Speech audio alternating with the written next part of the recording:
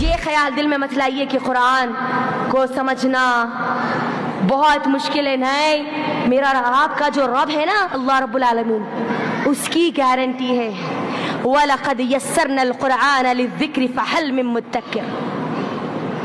ہم نے اس قرآن کو آسان کر دیا. اللہ جب کہتا ہے کہ میں نے آسان کر دیا تو پھر ہمارے دل اور دماغ کی یہ سوچ بالکل لے جانا کہ قرآن کو سمجھنا مشکل ہے.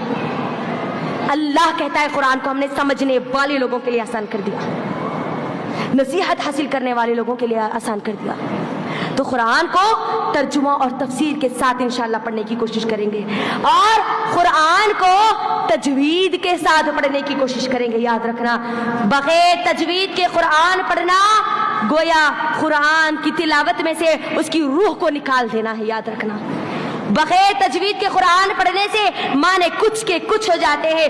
آپ زمین پڑھتے ہیں اور معنی آسمان کے ہو جاتے ہیں. یاد رکھنا، تجوید کے ساتھ قرآن کو سیکھو. سیکھنے کی کوئی عمر نہیں ہے. ہماری صحابیات 70-80 سال کے بعد بھی دین کا علم حاصل کرتی تھی. ہم میں سے کوئی کسی کی اتنی تو زیادہ عمر نہیں ہے نا. تجوید کے ساتھ قرآن کا علم حاصل کرو. آج آن لائن تجوید القرآن کے ہزاروں کورسز چل رہے ہیں.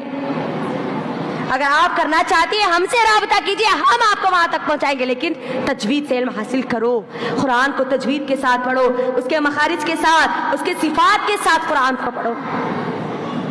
طوطا مینا کی طرح نانی ماں ایک بچپن میں آئے تھے، جیسا بولے ڈھکل دیے، ہم ڈھکل کے چلے گئے، ختم. اب ایسے ہماری گاڑی کو چلا رہے. نہیں نہیں نہیں، زندگی ہے، موقع ہے، اپنے قرآن پڑھنے کے طریقے کو بہتر کر لو.